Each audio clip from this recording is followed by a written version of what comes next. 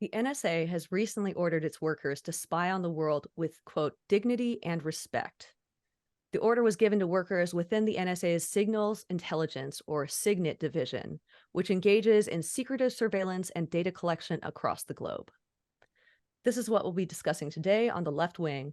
I'm Dr. Erica Okamoto of the Cocktails and Capitalism podcast, and I'm joined by my co-host, John Cooper of Counterpoint Politics, as well as our special guest today, Craig of Voices from the Left. Orders to spy on the globe with, quote, dignity and respect were issued by the NSA Director Paul Nakasone.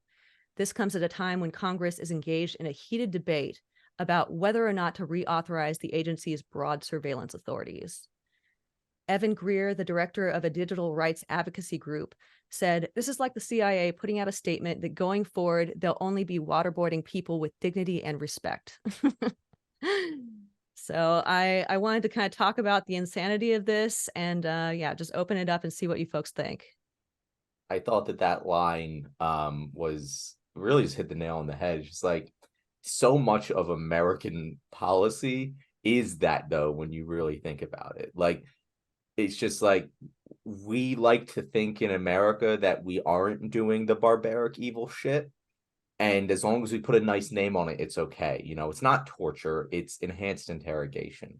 It's not spying, it's what I don't even know what the NSA says that it's called. But like it's just like as long as we say it with a nice face on, it's not actually the terrible thing we're doing. No, what the NSA did, what caught doing, like this is the thing, like this wasn't something that like the American people authorized. Like they just created a spying apparatus on all of America and all of the world, to be honest, probably, you know, and they got whistleblown, you know, and the response of the American government was to defend them and attack the whistleblower, you know, and this was one of the formative things for me. Like I was in early high school, I think, when this whole thing, maybe middle school, I forget exactly when, but like it was a formative moment where I was like, hey, everything we're learning in school about like how bad things happen, like this is what we're doing right now. Why are we doing it this way?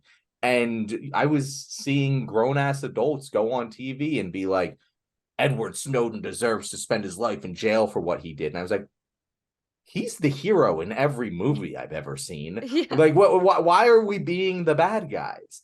And like, to me, it was just such a, of course they said this, like, it just lines up so much with what the American, you know, government ethos is when it comes to doing bad shit that they constantly do. Craig, what were your thoughts? So, yeah, when I first read it, the statement about dignity and respect, you can't inherently spy on someone with respect. Like the act of doing that shows them disrespect and indignity, right? Like that in and of itself. Respectfully slap you in the face right now, sir. Exactly. Yeah. So it's like, you know, it's nonsense, right? Like I really don't even know what else to say. It's like you can't do that with respect. So the idea that you're going to say that you tell the people in the agency to do that, it's nonsense. And they're not saying that with a straight face, right? They're not arguing that in good faith. They know damn well they're full of shit, you know? And like this, I think I read that this was from some order that the Biden administration gave last fall to, you know, kind of, I don't know if it's soften things up is the right way to say it, but like to try and make it not look so bad, right? And it's like, okay, you can say that, but you know, he doesn't mean that either, right? His administration doesn't mean that. They're using this information to do whatever they do with it. So it's, you know, they should just stop spying on people, period. Yeah, totally. Right? Like, don't spy on people. End of Why story. didn't I think of that? Yeah, right. It's like, come on, guys. And I think their fear about not being able to continue spying on people is largely why they're saying this, because they're trying to put out the PR to lay the groundwork and make it more popular in America and elsewhere. Just make it sanitize the whole operation, basically.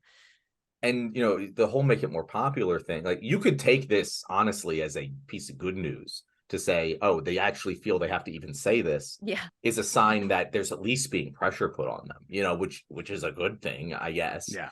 I think that this is an interesting issue because it's one of those horseshoe issues where the farther you go to the left or to the right, the more hatred there is for the NSA, you know, and it's the centrists that either support it, you know, they're the people who wanted Edward Snowden, you know, to be hung and tried and tarred and feathered.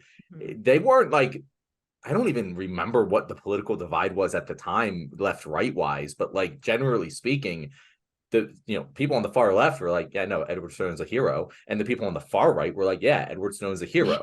You know, and it's just the people in the center that were like, oh, he betrayed America or whatever. And this is why I say, like, if Trump had actually drained the swamp, this is the type of shit he would. If that's what he actually wanted to do, you know, the people were like, oh, we want him to get in the government and drain the swamp. If he had done that, this is the type of shit that he would have stopped. You know, like it wouldn't have been tax cuts for the rich people.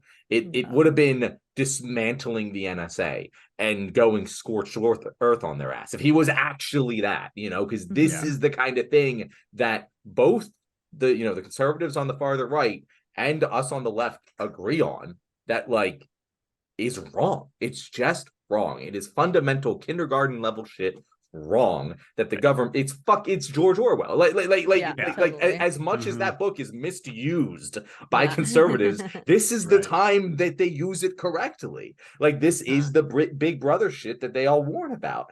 And it's like, I do believe that the majority of Americans, if you just put this up to a vote, they'd be like, yeah, no, stop the NSA from spying on us. And you had a populist, you know, Republican president who said he would drain the swamp, and he didn't. And this is a key example of evidence as to why. And that's not a defense of Joe Biden, because this is happening under his, you know, administration, and he hasn't even fucking said he was going to try to do shit like that. But like, it is one of those issues that I feel like we can reach out on the left and be like, hey, we're not going to agree on XYZ, but we can agree on this, right, guys? Like, we're not mortal enemies. You know, we're fighting the same people here. Yeah. Well, everyone's got skeletons in the closet, right? Yeah. Regardless of your political affiliation. It's true. And like, one thing that I learned looking into this is that the database that they are collecting is this massive database. It's used by all the other intelligence agencies. So all of this information that they're, you know, they're supposed to only hold it for 5 years, but I'm sure they do. I'm sure they keep it forever, you know. And like, all these other agencies can then, without a warrant, just go in and access all of your information, all of this information that's out there, preserved indefinitely.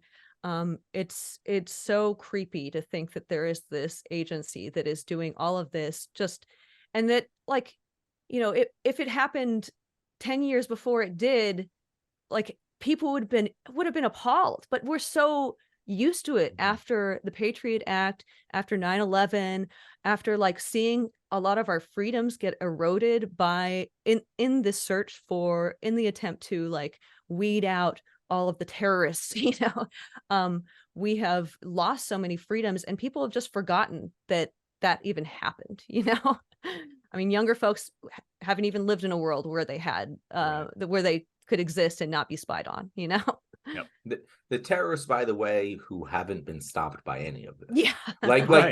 It's not like, first of all, it's not like we have a very large terrorism problem. Like, the chances of being killed by a terrorist in this country, or any country really, or any, I guess, industrialized Western country, is very, very small. Like, it's not a real problem that you should really be worried about. Like, yeah, like if you got attacked by a bear, that would be a problem for you, but you don't need to set up an entire fucking multi-billion-dollar intelligence apparatus spying on everyone to stop bear attacks, and they're just as likely as dying from a fucking terrorist attack. Like, it's not we didn't get anything, you know. We sold our freedoms away and got nothing for it. Yeah. And we can put this genie back in the bottle. Like, people pretend like we can just get rid of the NSA. We can get rid of all of this. It is a conscious decision that our leaders are making every day to continue all of this, and they use terrorism as a justification because it sounds scary and it's terrible, and 9/11 was terrible and it was terrifying, but it isn't actually a problem that needs to be addressed with such strength. If we addressed all the people who died from obesity in this country, from diabetes, from poverty, from malnutrition, if we sent a fucking 0.1% of the energy and time and money that we throw at the terrorism problem and the crime fighting problem to actually address those problems that really are killing people, we'd live in the greatest country on earth. Bar none, without any fucking question. And yet we don't. We live in a country that is spying on its own people because we don't trust each other, even though the problems that we're trying to solve don't actually kill many of us. Yeah. Well, not only is the risk low, a lot of those things of, the terrorist attacks they're trying to, save us all from, they're perpetuated by American imperialism. Going all over the world, meddling in places, quite frankly, we have no business meddling. Right. And so it's like they, again, same thing with the school library thing. You're not addressing the actual problem. Like, you're ignoring your own behavior that's leading to these terrorist attacks.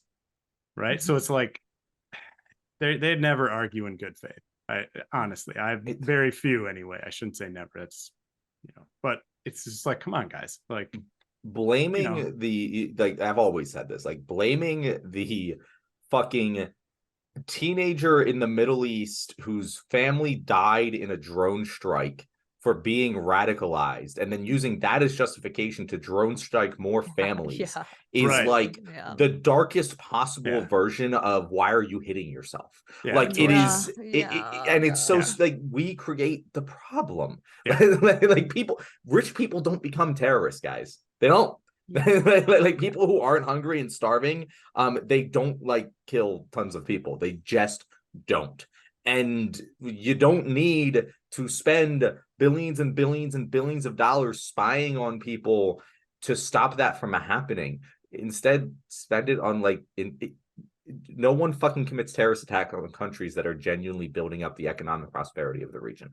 It doesn't fucking happen, and we could be spending the same amount of time, money, and resources to do that and actually solving our goal instead of just making it worse. But as long as we do it respectfully, we might as well just do the thing that really fucking sucks.